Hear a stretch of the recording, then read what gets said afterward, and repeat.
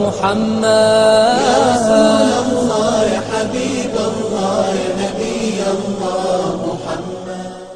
اعوذ باللہ من الشیطان اللعین الرجیم بسم اللہ الرحمن الرحیم. عزیز ناظرین سلام علیکم جمیعاً ورحمۃ اللہ وبرکاتہ. میں صادق کمانی ایک بار پھر آپ کی خدمت میں حاضر ہوا ہوں اپنا ایک نیا پروگرام لے کر، جو ایک ایسی ہستی کے بارے میں ہم لوگ آج بات کریں گے جو کئی بار، چاہے وہ مسلمان ہو، چاہے وہ غیر مسلمان ہو، چاہے وہ کوئی بھی دین کا ہو، کوئی بھی فرقے کا ہو، ایک نام تو اس نے سنا ہی ہوگا، جن کا نام ہے پروفٹ محمد صلی اللہ علیہ وآلہ وسلم. انہوں نے اپنی زندگی میں ایسا کیا کیا کہ جو اتنے سالوں بعد بھی آج تک ان کی باتیں یہاں پر روز روشن ہیں، آج تک ان کی باتیں اتنی اچھے طریقے سے مانی جاتی ہیں کہ جیسے اس کا کوئی ثانی نہ ہو. یہاں تک انہوں نے اپنی لائف کو اس طریقے سے جیا کہ لوگ آج تک ان کی مثالیں دیتے ہیں. انہوں نے کیا ایسا کیا کہ آج تک ان کی باتیں یہاں پر موجود ہے، آج تک ان کی باتیں کو یہاں پر مانا جاتا ہے. تو آئیے اسی چیز کو ڈسکس کرنے کے لیے ہمارے ساتھ موجود ہے حجت الاسلام والمسلمین مولانا سید محمد ذکی حسن صاحب قبلہ. مولانا صاحب سلام علیکم جمیعاً ورحمۃ اللہ وبرکاتہ. وعلیکم السلام ورحمۃ اللہ وبرکاتہ. سب سے پہلے آپ کا بہت بہت شکریہ کہ آپ نے ہماری زحمتوں کو قبول کیا اور یہاں پر تشریف لائے. مولانا صاحب خداوند کریم ہم سبھی کو اس طرح کی خدمت انجام دینے کی توفیق عطا فرمائے. الہی آمین. بہت شکریہ مولانا صاحب. تو مولانا صاحب آج کا جو پہلا ایپیسوڈ ہے تو ہم یہ بیسیکلی ڈسکس کرنا چاہتے ہیں کہ اسلام بنسبت یہ کہا لوگوں میں یہ عام ہے، خاص و عام ہے کہ اسلام محمد کا دین ہے، لیکن کیا واقعاً اسلام محمد صلی اللہ علیہ وآلہ وسلم کا دین ہے یا پھر اسلام خداوند متعال کا دین ہے؟ تو پروفٹ محمد کے برتھ کے پہلے کیا اسلام تھا، اور اگر تھا تو کیا موومنٹ اسلام میں دین میں ہوتی تھی؟ تو یہ ٹاپک کو ڈسکس کرنے کے لیے میرا سب سے پہلا سوال بھی یہی ہے کہ اسلام میں جو دین اسلام ہے اس کی سچویشن کیا تھی before the birth of prophet Muhammad صلی اللہ علیہ وآلہ وسلم؟ بسم اللہ الرحمن الرحیم. آپ نے بہت اچھی بات کی طرف متوجہ کرایا ہے، اور قرآن مجید بھی اس کی تائید کرتا ہے دو آیتوں کے ذریعے سے. قرآن مجید کہہ رہا ہے کہ ان الدین عند اللہ الاسلام، خدا کے نزدیک دین اسلام ہے. یعنی اس کے معنی ہے کہ اللہ رب العزت جتنا بھی اس دنیا میں انبیاء کے ذریعے اپنا پیغام بھیج رہا ہے وہ ان سب کا تعلق اسلام سے ہے. اور اسی بات کو سمجھنے کے لیے اللہ رب العزت نے ایک موقع پر ایک آیہ شریفہ نازل فرمائی کہ الیوم اکملت لکم دینکم، اے پیغمبر آپ کے لیے اس دین کو مکمل کر دیا. اس کے معنی یہ ہے کہ ابھی تک اللہ بقیہ انبیاء کے ذریعے بھی اسی دین اسلام کو بھیج رہا تھا، لیکن اب میدان غدیر میں اعلان کر دینے کے بعد اس دین اسلام کو کامل اور مکمل کر دیا ہے. اس سے یہ بات سمجھ میں آتی ہے کہ اسلام وہ دین صرف ایسا نہیں ہے کہ جو مسلمانوں کے پاس ہے وہی دین اسلام ہے، بلکہ اسلام جو حضور اکرم صلی اللہ علیہ وآلہ وسلم کے ذریعے سے آیا وہ تو یقیناً اسلام ہے، لیکن آپ سے پہلے بھی انبیاء کرام اس روئے زمین پر اسی اسلام کا پیغام لے کر آئے. اسلام کہتے ہی ہیں تسلیم ہو جانا، یعنی سامنے والی ذات پروردگار کے لیے خود کو سرنڈر کر دینا. وہ دین جو انبیاء کرام لے کر آئے وہ بھی یقیناً اسلام ہی تھا.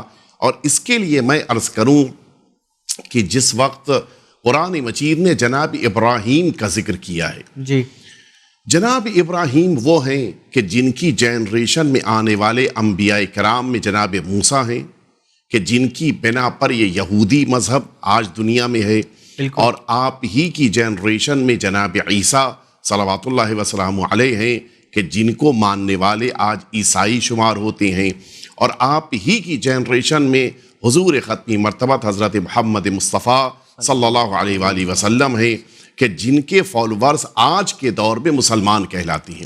یہ تینوں جناب ابراہیم کی جنریشن میں ہیں، اور قرآن مجید نے جناب ابراہیم کو مسلم کہا ہے. واہ. اس سے یہ سمجھ میں آتا ہے کہ وہ دین جو جناب ابراہیم لے کر آئے اور ان کے بعد کے انبیاء کرام لے کر آئے، اس کا نام بھی اسلام ہی ہے۔ قرآن مجید سورہ آل عمران ارشاد رب العزت ہے کہ ما کان ابراہیم یہودیا ولا نصرانیا ولکن کان حنیفا مسلما۔ جناب ابراہیم نہ یہودی نہ عیسائی، بلکہ جناب ابراہیم ایک ایسے مستقیم راہ پر چلنے والے ہیں، مسلمن یعنی اللہ کے سامنے مکمل طور پہ تسلیم ہو کر اسلام کے دائرے میں ہیں۔ اس سے یہ بات سمجھ میں آتی ہے کہ اللہ رب العزت نے دین اسلام کو صرف آخری دور والے انسانوں کے لیے نہیں بلکہ سارے زمانے میں آنے والے انسانوں کے لیے اپنا دین قرار دیا، اور اسی لیے جس دین کی تبلیغ کرنے کے لیے انبیاء کرام آئے وہ یہی دین اسلام تھا۔ تو مولانا صاحب یہ کہنا صحیح ہوگا کہ دین اسلام کی شروعات تو حضرت آدم سے ہوئی تھی، اب جاتے جاتے جب یہ سلسلہ چلا تو نبی ابراہیم آئے، نبی عیسیٰ آئے، نبی موسیٰ آئے، اور پھر یہ جا کے مکمل ہوا پروفٹ محمد کے دور میں صلی اللہ علیہ وسلم۔ مولانا صاحب میرا اگلا سوال آپ سے یہ ہوگا کہ just before the birth of prophet Muhammad صلی اللہ علیہ وآلہ وسلم کون ایسے کی انڈیویجولس تھے جو اسلام کو پروپیگیٹ کرتے تھے ان دا رائٹسٹ مینر؟ جو دین اسلام کے نام پر اس روئے زمین پہ آیا، آپ نے جیسا کہا کہ جناب آدم علیہ آلاف التحیت والثناء اس دنیا میں اس دین کو پہنچانے کے لیے تشریف لائے، جی، اور یہ سلسلہ جاری رہا، ان کے بیٹے اور ان کے بعد ان کے بیٹے، اور یہ ایک سلسلہ ہے کہ جو انبیاء کرام کا اس روئے زمین پر ہر زمانے میں دکھائی دیتا ہے، اور جس کا ذکر بھی قرآن مجید نے کیا ہے کہ وَلِكُلِّ قَوْمٍ حَادٍ، ہر قوم کے لیے ہدایت کرنے والا۔ وہ ہدایت جو اللہ کی طرف سے آئے گی وہ اسلام کے نام سے ہوگی۔ بالکل۔ اور اب میں عرض کروں آپ کی خدمت میں، یہ جو سلسلہ اللہ رب العزت نے انبیاء کرام کا قائم کیا وہ جناب عیسیٰ تک آیا، اور جناب عیسیٰ ہمارے پیغمبر صلی اللہ علیہ وآلہ وسلم سے پہلے لاسٹ نبی ہیں جو اللہ کی بارگاہ سے آئے۔ ان کے بعد سے لے کر حضور اکرم تک تقریباً یہ 500 سال کے آس پاس کا جو فاصلہ ہے، اس فاصلے میں یہ اوصیاء کی شکل میں جناب عیسیٰ کے اس روئے زمین پر نمائندہ پروردگار قرار پائے، ایک کے بعد دوسرے، دوسرے کے بعد تیسرے، یہ سب تاریخ میں ان کے نام تک ذکر ہوئے ہیں، یہاں تک کہ یہ سلسلہ بنی ہاشم تک پہنچا، اور ان بنی ہاشم میں بھی جناب عبد المطلب اور جناب ابو طالب اور ان سب کا تذکرہ اس عنوان سے ہوا ہے کہ یہ سب اپنے زمانے میں نمائندہ پروردگار، بلکہ یوں کہا جائے ولی پروردگار کے طور پر اللہ کے پیغام کو پہنچانے والے اور انسانوں کی ہدایت کرنے والے تھے۔ اسی بنا پر بہت ساری ذمہ داریوں میں جناب ابو طالب کی ایک ذمہ داری سقایت الحاج کی بھی تھی، یعنی اس مکہ معظمہ میں آنے والے حاجیوں کے پانی کا انتظام کرنے والا۔ اس زمانے میں یہ ایک ایسا منصب ہوتا تھا کہ جس منصب کو ایسا نہیں ہے کہ جس کو چاہا دے دیا جائے، بلکہ اس منصب کے لیے خاص کرائٹیریا، خاص صفتیں، خاص صورتیں ہوتی تھیں، اور یہ صفتوں کے ساتھ اگر وہ شخص ہے تو اس کو یہ منصب دیا جائے گا۔ اور اسی طرح سے خانہ کعبہ کی چابی، یہ چابی بھی انہی افراد کو دی جاتی تھی کہ جو سب سے زیادہ بھروسے والے شمار کیے جاتے تھے۔ جناب ابو طالب علیہ السلام کو اللہ نے یہ منصب عطا کیے تھے کہ جن سے خود پتہ چلتا ہے کہ نگاہ پروردگار میں رسالت مآب سے پہلے جو عرب کے درمیان یا دنیا کے مختلف علاقوں کے درمیان حالات تھے، ان حالات میں ان نمائندوں کو اللہ نے اپنی طرف سے روئے زمین پہ قرار دیا تھا، اور وہ اسلام کو دنیا والوں تک پہنچا رہے تھے۔ ایک بات میں یہاں پر متوجہ کرا دوں، اس زمانے میں یہ مکہ معظمہ صرف ایسا نہیں ہے کہ خانہ کعبہ کی بنا پر ساری دنیا کا مرکز تھا، بلکہ خانہ کعبہ کی بنا پر اس کو ایک اور امتیاز ملا تھا کہ سارے تجارتی قافلے سب مکہ معظمہ آتے تھے۔ ایک ریزن تھا یہ خانہ کعبہ کہ جس کا طواف کرنا وہ اس زمانے میں اپنے لیے حج سمجھتے تھے اور بڑا بافضیلت قرار دیا گیا تھا۔ اس کی بنا پر ساری دنیا کے قافلوں کا مرکز یہی شہر مکہ تھا، اور اس شہر مکہ میں اللہ رب العزت نے اس خاندان بنی ہاشم کو لوگوں کے درمیان اپنی ولایت دے کر لوگوں کے درمیان صحیح اسلام کو پہنچانے اور صحیح اسلام کی تبلیغ کرنے کا موقع دیا. نتیجہ یہ ہوتا تھا وہ لوگ کہ جو مکہ معظمہ آتے تھے تجارت کرنے, جی آتے تھے پیسہ کمانے کے لیے, پیسہ حاصل کرنے کے لیے, لیکن صحیح دین, صحیح اخلاق, اچھا کلچر لے کر یہاں سے ایک اچھا انسان بن کے واپس جاتے. بھائی واہ, دس از امیزنگ مولانا صاحب. اور میرے ناظرین کو بتا دوں کہ جیسے آپ نے سنا جناب ابو طالب, یہ جناب ابو طالب وہی ہے جو امام علی علیہ السلام کے فادر ہیں. مولانا صاحب میرا اگلا سوال یہ ہوگا کہ اب ہم یہ مرحلے پہ پہنچے کہ جہاں آپ ہمیں بتائیے کہ پروفٹ محمد صلی اللہ علیہ وآلہ وسلم کی برتھ کہاں پہ ہوئی, کون سے ایئر میں ہوئی, and what was the atmosphere. دیکھیے یہ وہ زمانہ تھا کہ جس زمانے میں تاریخ کا لکھنا, ڈیٹس کو لکھنا بڑا مشکل کام ہوتا تھا. اور نارملی ہوتا ہی تھا جیسے آج کے دور میں بھی ہوتا ہے, اگر ہم کسی بڑے ایونٹ کے آس پاس کا کوئی واقعہ نقل کریں تو اسی ایونٹ سے ریلیٹڈ, مثلا یہ واقعہ ہوا اس کے 10 دن بعد یہ ہوا, یہ واقعہ ہوا اس کے 2 مہینے بعد ایسا ہوا. بالکل اس زمانے میں ایک بہت بڑا واقعہ ہوا تھا جو عام الفیل کہلاتا ہے. عام الفیل اس سال کو کہا جاتا ہے کہ جس سال یہی افریقہ سے ایک قوم آئی تھی اس خانہ کعبہ پہ اٹیک کرنے کے لیے, اور ان کے ساتھ ایلیفینٹس تھے, اور ان کو عربی زبان میں, ایلیفینٹ کو عربی زبان میں فیل کہا جاتا ہے. اس بنا پر چونکہ ان لوگوں نے حملہ کرنا چاہا تھا, لیکن اللہ کے انتظام اور اہتمام کی بنا پر خانہ کعبہ کو کوئی نقصان نہیں ہوا, لیکن ادھر سے حملہ کرنے والے یہ سب کے سب نہ صرف یہ کہ اس دنیا سے چلے گئے, بلکہ ان سب کو شدید سزا ملی تھی. اس بنا پر جتنے واقعات 2-3 سال کے اندر حتیٰ 10 سال کے اندر بھی رونما ہوئے, ان سب کو بیان کرنے کے لیے اس زمانے میں یہی کہا جاتا تھا عام الفیل کے 1 سال بعد, عام الفیل کے 2 سال بعد. عام یعنی سال, فیل یعنی ایلیفینٹ, ایئر آف ایلیفینٹ. اب نتیجہ یہ ہوا کہ جتنے واقعات تھے وہ اسی کے ذریعے سے پہچانے گئے. آپ کو تعجب ہوگا کہ حضور ختمی مرتبت صلی اللہ علیہ وآلہ وسلم کی ولادت باسعادت اسی سال ہوئی ہے, جس سال یہ عام الفیل کا گویا معجزہ رونما ہوا تھا.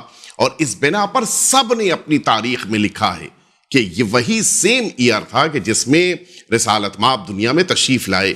تاریخ 12 تاریخ اور 17 تاریخ بیان کی گئی ہے کہ جس میں معتبر تاریخ 17 ہے. 12 کے بارے میں تھوڑے بہت اختلافات اس بنا پر بھی ہیں کہ آیا 12 کو ولادت ہے یا 12 تاریخ کو مدینہ طیبہ میں رسالت مآب کی ہجرت ہے, لہٰذا 12 میں اختلاف ہے. لیکن 17 تاریخ وہ ہے کہ جو یقینی طور پر ہمارے پیغمبر اکرم صلی اللہ علیہ وآلہ وسلم کی ولادت باسعادت کی تاریخ ہے. اور یہ مکہ معظمہ کی سرحد سے 300 میٹر دور ایک ایسی جگہ تھی کہ جس کو شعب ابی طالب کہا گیا ہے. جناب ابو طالب کی یہ چھوٹی سی پراپرٹی سمجھی جاتی تھی, غار, اور اس کے اندر ایسی جگہ تھی کہ جہاں پر کچھ دیر کے لیے انسان رک سکے. یہاں پر جناب رسالت مآب کی والدہ ماجدہ موجود ہیں, اور آپ کو اسی جگہ پر اللہ نے دنیا میں آنے کی سعادت عطا فرمائی, اور اس طرح سے یہ زمین گویا نور پیغمبر سے منور ہو گئی. شعب ابی طالب میں جناب آمنہ موجود ہیں, اور آپ کی آغوش میں رسالت مآب تشریف لائے.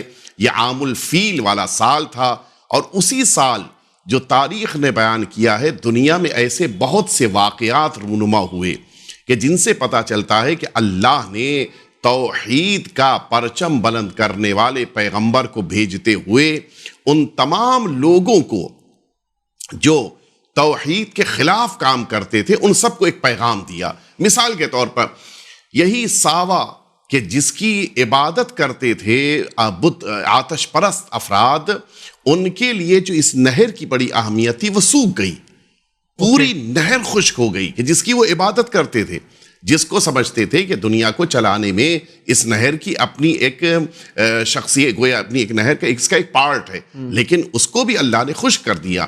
اسی طرح سے وہ تمام چیزیں کہ جن چیزوں کو لوگ اپنے لیے عبادت کا مرکز سمجھتے تھے, ان سب کو اللہ رب العزت نے خاموش کر کے یہ پیغام دیا کہ اب توحید پروردگار کا پیغام پہنچانے والی ذات اس روئے زمین پہ آ چکی ہے۔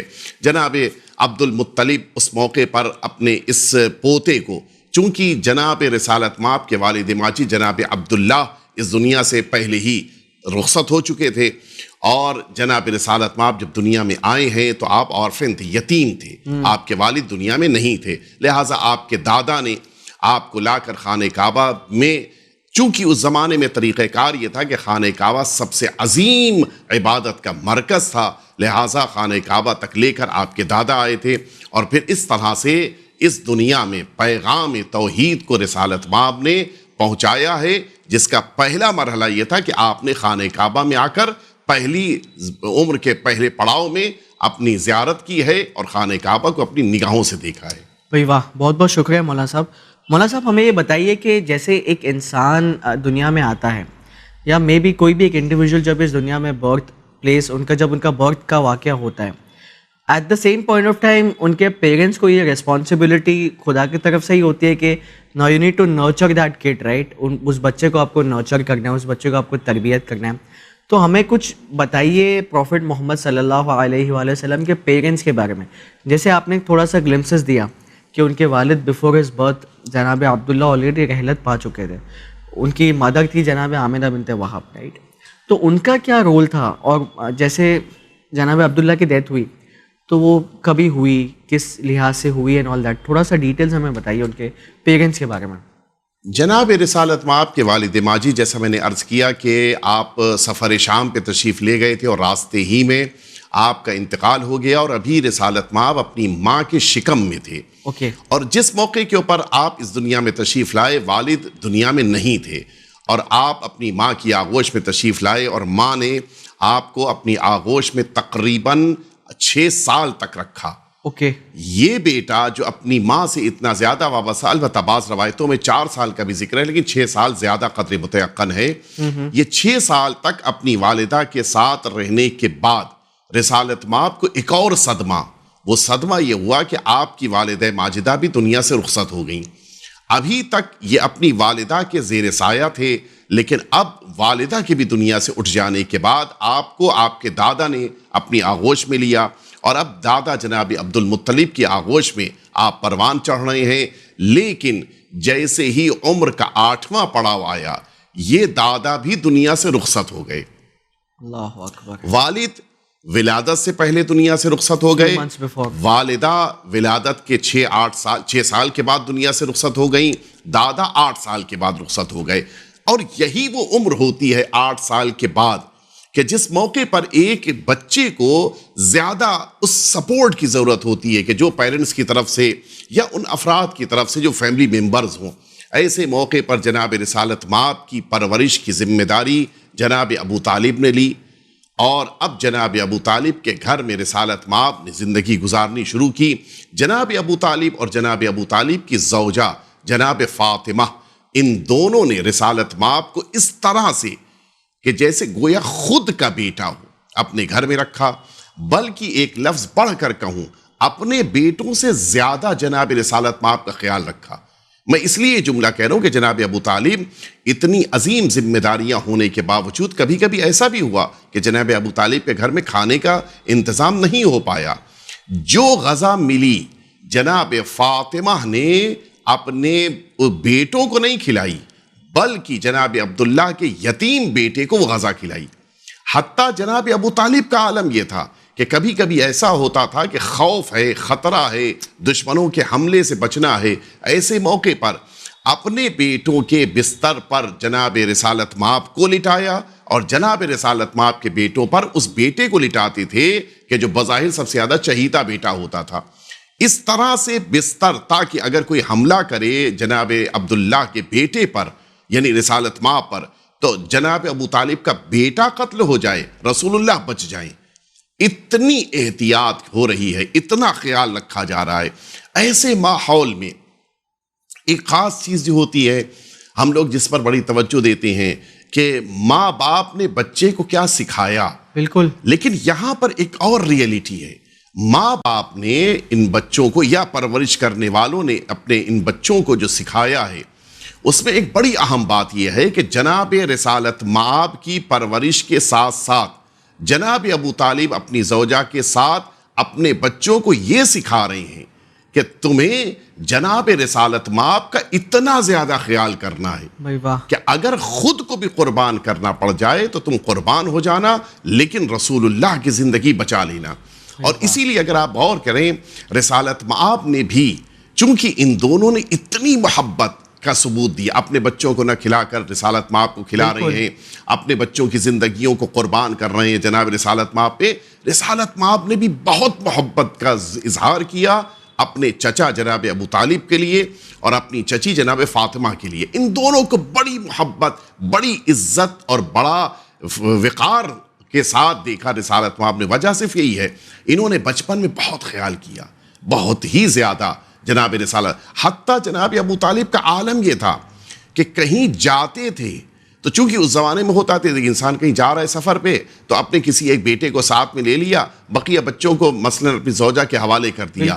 رسالت مآب صرف کو اپنے ساتھ جناب ابو طالب اس لیے لے کر جاتے تھے تاکہ ان کی حفاظت کی جا سکے۔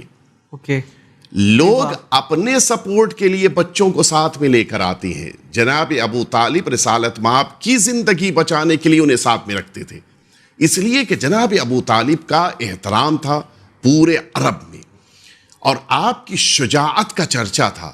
کسی میں ہمت نہیں تھی کہ جناب ابو طالب کے ہوتے ہوئے رسالت مآب کے سامنے کھڑا ہو جائے، لہٰذا اس شجاعت کے چرچے کے تحت جانتے تھے کہ کسی میں ہمت نہیں ہوگی کہ میرے پاس اگر ہوں گے جناب رسالت مآب تو کوئی کچھ کہہ سکے گا یا کر سکے گا۔ جناب ابو طالب جناب رسالت مآب کو ساتھ میں رکھتے تھے، اپنے سے جدا نہیں ہونے دیتے تھے۔ حتیٰ بعض روایتوں میں ہے اس خانہ کعبہ میں جناب ابو طالب کے پاس، ظاہر ہے کہ سبھی کے پاس وہاں دیوار تھی خانہ کعبہ کے چاروں طرف، اور اس دیوار کے پاس مسند ہوتی تھی۔ مسند اس جگہ کو کہتے ہیں کہ جس کے اوپر بزرگان آ کر بیٹھتے ہیں۔ جناب ابو طالب کے لیے تاریخ میں ملتا ہے کہ جس موقع کے اوپر اپنی مسند پہ جا کر بیٹھتے تھے، آپ کے بغل میں آپ کا بھتیجا بیٹھا ہوتا تھا۔ اور کبھی کبھی ایسا ہوا کہ جناب ابو طالب کی جگہ پر خود ان کے کوئی بیٹے میں بیٹھنے کی ہمت نہیں ہے اس وقت، لیکن رسالت مآب بیٹھتے تھے اپنے اس چچا کی جگہ پر، اس مسند پر۔ البتہ آپ واقف ہیں کہ سرکار رسالت مآب کی عمر کے حساب سے تقریباً 30 سال کا ڈیفرنس ہے سرکار امیر المؤمنین اور رسالت مآب کے درمیان۔ یہ سارے واقعات اس زمانے کے جس زمانے میں ابھی سرکار امیر المؤمنین دنیا میں تشریف نہیں لائے ہیں۔ میں یہ عرض کرنا چاہ رہا ہوں کہ اتنا زیادہ اس تربیت کے اعتبار سے، یا یوں کہہ لیا جائے، تربیت لفظ تو شاید مناسب نہیں ہے، لیکن جناب ابو طالب نے اتنا خیال کیا جناب رسالت مآب کا، اور اسی لیے وہ ٹائٹل کہ جو جناب ابو طالب کو ملا کہ آپ کو محسن اسلام کہا گیا، بالکل یہ حقیقت ہے کہ جناب رسالت مآب نے رسالت مآب کی تربیت کے ذریعے سے، پرورش کے ذریعے سے وہ احسان عالم اسلام پر کیا جسے فراموش نہیں کیا جا سکتا۔ بالکل مولانا صاحب، بہت بہت شکریہ۔ یہاں تک کہ میرے ناظرین، آپ نے سنا کہ جناب ابو طالب کو محسن اسلام کیوں کہا جاتا ہے، اور انہوں نے کیا کیا ایفورٹس لیے پروفٹ محمد کے لیے کہ وہ آج تک زندہ مثال ہے۔ یہاں تک کہ کوئی ایسا چاچا نہ ہوگا کہ جو اپنے بھتیجے کے لیے اتنا حد تک سیکریفائس کرے کہ خود کے بیٹوں کو وہ ایک سائڈ پہ رکھے یا پھر ان کو تھوڑا سا لیس اٹینشن دی جائے، اور پروفٹ محمد کو اتنا زیادہ اٹینشن دی جائے۔ مولانا صاحب، جیسے آپ نے یہ ساری باتوں میں آپ نے ایک اور چیز کہی کہ اس وقت اتنا ڈیفیکلٹ تھا کہ پروفٹ محمد کو جان کا خطرہ تھا، چھوٹی سی چھوٹی عمر میں بھی، جبکہ انہوں نے خود اپنی لائف میں آفٹر برتھ انہوں نے اپنے فادر کو نہیں دیکھا۔ 6 ایئرز میں ہی لاسٹ ہز مدر، 8 ایئرز میں ہی lost his grandfather. Since then وہ جناب ابو طالب کے پاس تھے۔ تو ایسے کیا ماحول تھے اس وقت کہ پروفٹ محمد کی جان کو اتنا خطرہ تھا کہ جناب ابو طالب کو ان کے ڈیفنس پہ رہنا ہوتا تھا؟ ایک واقعہ بڑی اہمیت رکھتا ہے اس زمانے میں۔ جناب رسالت مآب کی عمر ابھی کم ہے، اور تقریباً کچھ 8-9 سال کی عمر تھی کہ جس موقع پر جناب ابو طالب تجارت کرنے کے لیے، اس زمانے میں بزنس کا سینٹر ہوتا تھا شام، جناب ابو طالب سامان لے کر جاتے تھے اور شام میں فروخت ہوتا تھا، اور پھر وہی سامان کی جو رقم ملتی تھی اس کے ذریعے سے مکے میں بہت سے گھر تھے کہ جن گھروں میں چراغ جلتا تھا۔ یہ بھی عجیب جناب ابو طالب کا خلوص ہے کہ وہ جو بزنس کرتے تھے، محنت کرتے تھے، صرف اس لیے نہیں کہ ان کے بچے آرام دہ زندگی گزاریں، بلکہ پورا علاقہ تھا کہ جس علاقے پر جناب ابو طالب کی لائی ہوئی رقم خرچ ہوتی تھی۔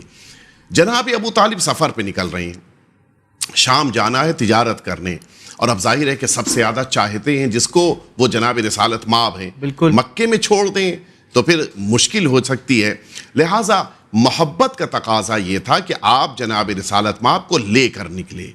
اور اب جب شام کی طرف لے کر بڑھے تو آپ نے تاریخ میں دیکھا ہوگا شام اس زمانے تک عیسائیوں کا مرکز تھا، بالکل، اور عیسائی سب سے زیادہ کثیر تعداد میں اسی شام میں، جو آج شامات کے بعد میں شامات بھی کہلایا، ان علاقوں میں کافی تعداد میں بسے ہوئے تھے۔ رسالت مآب جس موقع کے اوپر اپنے چچا کے ساتھ گزر رہے ہیں، راستے میں ایک جگہ ایک ایسا بڑا پادریوں کا مرکز تھا کہ جہاں پر سب سے بڑا پادری بحیرہ رہتا تھا، اور وہاں کے اوپر دعوت دی گئی ان ڈیلیگیشن، ان لوگوں کو کہ جو تجارت کرنے شام جا رہے تھے۔ جی، یہ سب جس موقع پہ دسترخوان پر بیٹھے، سب کے کھانے کا انداز ہے، اچھا ہر شخص اب جس موقع پہ کھانا کھا رہا وہ اپنے کھانے کو دیکھتا ہے، کیا ضرورت ہے دوسرے کے کھانے کو دیکھے؟ بالکل۔ وہاں پر جو سب سے بڑا پادری بحیرہ تھا، اس نے دیکھنا شروع کیا کہ یہ سارے افراد جو مکے سے آئے یہ کیسے اپنے کھانے کو استعمال کریں، کھا کیسے رہے ہیں۔ اوکے، بڑے تعجب سے دیکھا کہ ایک 8-9 سال کا بچہ ہے کہ جو غذا کھاتے وقت کچھ چیزوں کو تو استعمال کر رہے ہیں لیکن اکثر چیزوں کو نہیں کھا رہے ہیں۔ بڑا تعجب ہوا، قریب بلایا اور اس کے بعد نام پوچھا۔ جب نام پوچھا تو پوچھا کہ ان کے ساتھ ان کا سرپرست کون ہے۔ جناب ابو طالب کو بلایا گیا۔ جیسے ہی جناب ابو طالب قریب آئے، وہ بحیرہ جناب ابو طالب کو لے کے کہیں کنارے گوشے میں گئے، اور جانے کے بعد یہ بات کہی کہ دیکھیں یہ مستقبل میں ایک بہت اہم پیغام کو لوگوں تک پہنچانے کے لیے اللہ کی طرف سے بھیجا گیا ہے، اس کی حفاظت کرنا۔ البتہ وہاں پر نام لیا گیا ہے کہ کن لوگوں سے حفاظت کرنا، اس لیے کہ اس کی جان کو ان لوگوں سے خطرہ ہے۔ اوکے، جناب ابو طالب نے پوچھا کہ آپ نے کیسے یہ بات کہی، کوئی ریزن، کوئی بیس؟ میرا یہی سوال تھا۔ اس وقت انہوں نے جواب دیا کہ میں نے دیکھا کہ غذا کھاتے وقت اس نے ان چیزوں کو استعمال کیا کہ جو ہماری شریعت میں حلال سمجھی جاتی ہیں، اور جن چیزوں کو ہماری شریعت میں حلال نہیں سمجھا جاتا، ان چیزوں کو جو نان ویج کی چیزیں تھیں انہیں اس موقع پہ خاص طریقے سے اگر ذبح کیا گیا تبھی وہ حلال ہیں۔ بالکل، اگر حلال ہیں تو انہوں نے یوز کیا، حلال نہیں تھی تو انہوں نے یوز نہیں کیا۔ بھائی واہ، اس سے مجھے پتا چلا کہ یہ بچہ نارمل نہیں ہے، بلکہ یہ وہ بچہ ہے کہ جسے اللہ کی طرف سے خاص مدد مل رہی ہے، اور اس بنا پر میں نے اس کو پہچانا ہے۔ جناب ابو طالب کے لیے ملتا ہے کہ وہ سفر کو روک کر واپس آ گئے مکہ معظمہ، اور اس دن کے بعد سے جناب رسالت مآب کو اپنے سے جدا نہیں ہونے دیا، اللہ اکبر، صرف اس لیے کہ کہیں اس بچے کو جو اتنا عظیم پیغام لے کر دنیا میں آیا ہے، کہیں اس بچے کی جان کو خطرہ نہ ہو، لہٰذا حفاظت کرتے تھے، ہمیشہ ساتھ میں رکھتے تھے، اور ہمیشہ جناب رسالت مآب کی حمایت کرتے تھے۔ بھائی واہ، سبحان اللہ۔ مولانا صاحب ہمیں بتائیے کہ پروفٹ محمد، جبکہ آپ نے بتایا کہ ان میں کافی اسپیشل خوبی تھی خداوند متعال کی طرف سے، اب ہمیں بتائیے کہ اتنا ارلی ایج میں لوگوں کو انسپائر کرنا یہ ایک الگ ہی کوالٹی ہے۔ کیا ایسا پروفٹ محمد اپنی لائف میں لوگوں کے سامنے پورٹری کیا کہ وہ چھوٹی سی ایج میں لوگوں کو انسپائر کر رہے تھے، جبکہ وہ ایج میں لوگ دوسرے سے انسپریشن حاصل کرتے ہیں؟ کیا ایسے انہوں نے اپنی لائف میں ایکشنز کو دکھایا لوگوں کے سامنے؟ ایک بہت بڑی نعمت ہے اللہ کی اخلاق۔ یہ مینرز انسان کے سامنے والے کو اپنی طرف اٹریکٹ کرتی ہیں۔ بالکل بالکل، بڑی اہم چیز ہوتی ہے انسان کا مینر، بولنے کا انداز، اٹھنے بیٹھنے کا انداز، زندگی گزارنے کا طریقہ، اپنے ساتھ کی عمر والے بچوں سے بات کرنے کا طریقہ، حتیٰ وہ لفظ جو جملے کہے جا رہے ہیں وہ کتنی گہرائی رکھتے ہیں، یہ سب بڑی اہمیت رکھتا ہے۔ اور ان کے درمیان بھی دو چیزیں بڑی اہمیت رکھتی ہیں، ایک انسان کی زبان، بالکل، کہ کتنا صحیح بول رہا ہے، اور دوسرا انسان کا کیریکٹر کہ جس میں کتنی امانت داری اس کے اندر پائی جاتی ہے, ٹرسٹ وردینس کتنی زیادہ اس کے اندر ہے, اور اسی کے مطابق پھر انسان طے کرتا ہے کہ یہ سامنے والا کیسا ہے.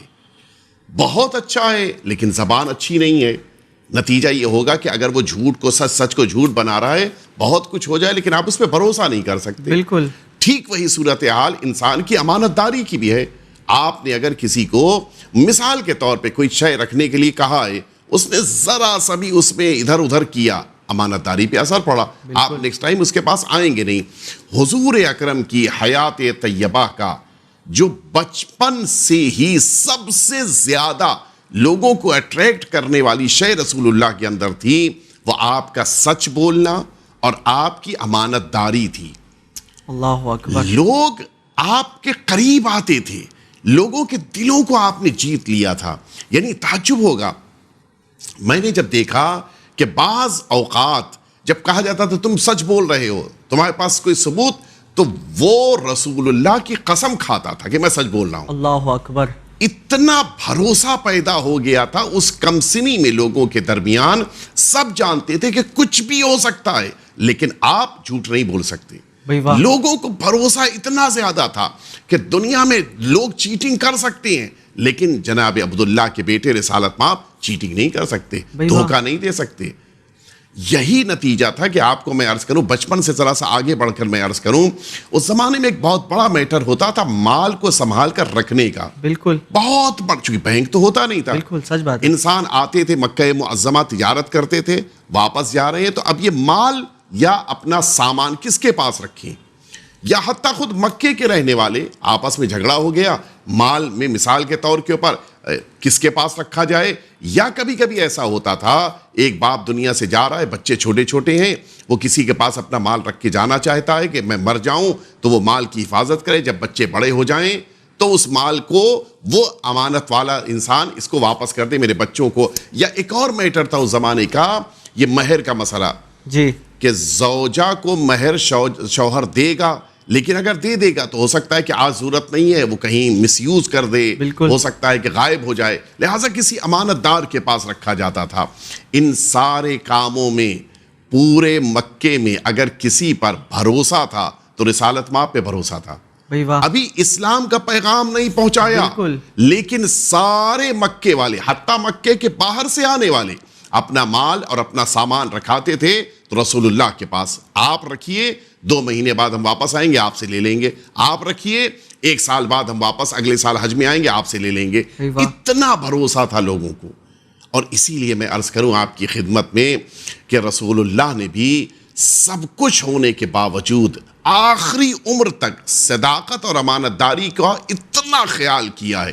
آپ توجہ فرمائیے, حضور اکرم اس مکہ معظمہ سے ہجرت کر رہے ہیں, مائگریٹ ہو رہے ہیں مدینہ طیبہ. جی, آپ نے اس موقع پر سرکار امیر المؤمنین سے یہ جملہ فرمایا تھا کہ تم میرے بستر پہ سو جاؤ, صبح میں یہ امانتیں, اس زمانے میں امانت کے اوپر نام لکھ دیا جاتا تھا, یہ کس کی امانت ہے, اور کبھی کبھی اس کا ایڈریس بھی. یہ امانتیں رکھی ہوئی ہیں, ان امانتوں کو ان کے مالکوں تک پہنچانا, اور پھر تم بھی مائگریٹ کرتے ہوئے مدینے کے لیے نکل پڑنا. یہ امانت تھی کس کی؟ موسٹلی یہ مسلمان سب مدینے جا چکے تھے, شفٹ ہو چکے تھے. بالکل. اب مکے کے اندر مسلمان نہیں رہ گئے, یا اگر ہیں بھی تو وہ 2-4 دن میں مدینے آنے والے ہیں. اگر ان کی امانت ہے تو پھر امانت کو ساتھ میں لے کے جاتے, مدینے میں دے دیتے. بالکل. یہ امانت ان لوگوں کی تھی کہ جو رسول اللہ کو نہیں مانتے تھے, نہ صرف ایک نہیں مانتے تھے, بلکہ اس مائگریشن کی جو رات تھی, اس رات وہ رسول اللہ کو قتل کرنے آئے تھے. اللہ اکبر. ان قتل کے لیے آنے والوں کی امانتوں کا بھی اتنا خیال کہ ان کو ان کے مالکوں تک پہنچایا جائے, تب امیر المؤمنین علی علیہ السلام اس مکے سے مدینے کے لیے نکلیں گے. یہ اتنا خیال کیوں؟ اس لیے کہ امانت داری اسلام کی بنیادوں میں شامل ہے. بھائی واہ, سبحان اللہ. تو عزیز ناظرین, آپ نے سنا کہ اگر ہم اپنے آپ کو کہتے ہیں کہ we are followers of prophet Muhammad, کیا ہم اپنے ایکشن سے لوگوں کو دکھاتے ہیں کہ ہم واقعاً ان کے فالوور ہیں؟ آر وی دیٹ امانت دار جہاں پہ ہم لوگوں کی امانت کو سیف اینڈ سیکیور طریقے سے رکھیں اور ان کو بعد میں لوٹا دی جائے؟ یا پھر ہم لوگ کچھ اور اپنی لائف میں عمل کو انجام دیتے ہیں اور صرف کہتے ہیں لا الہ الا اللہ محمد رسول اللہ علی ولی اللہ. تو یہ مولانا صاحب نے جیسے ہمیں آج بتایا، یقین رکھیے اگر میرے پاس اور وقت ہوتا تو میں اور ان سے زیادہ مزید انفارمیشن حاصل کرنے کی کوشش کرتا، لیکن آج وقت اجازت نہیں دیتا. تو یہ ایپیسوڈ 1 کو ہم یہیں پہ انشاءاللہ اینڈ کریں گے، اور اگلے ایپیسوڈ میں جب آپ سے ملاقات ہوگی تو انشاءاللہ ہم لوگ بات کریں گے کہ پروفٹ محمد نے لوگوں کے لیے کس طریقے سے انہوں نے امپیکٹ کو کریٹ کیا، اور یہاں تک کہ کون سے ایسے ایتھیکل ویلیوز ہے یا مورل ویلیوز ہے یا ایتھوز ہے انہوں نے اپنی لائف میں اڈاپٹ کیا اور لوگوں کو سکھایا. تو یہی ٹاپک کو ڈسکس کرنے کے لیے انشاءاللہ ہم اگلے بار پھر ملاقات کریں گے. تب تک کے لیے پلیز دیکھتے رہیے چینل ون. ہمارے سارے سوشل میڈیا اکاؤنٹس کو فالو کیجیے، سبسکرائب کیجیے، میسیج آف ہیومینٹی کو ہر جگہ پر پھیلائیے، کیونکہ اگر یہ میسیج سے کسی کا بھلا ہوتا ہے یا کوئی اپنی لائف میں ٹرانسفارمیشن پازیٹیو چینجز لاتا ہے تو اس میں آپ کا بھی ثواب ہوگا. So thank you so much for your time. میں صادق کوانی ایک بار آپ سے پھر اجازت چاہتا ہوں. ملتے ہیں اگلے ایپیسوڈ میں. والسلام علیکم ورحمۃ اللہ وبرکاتہ.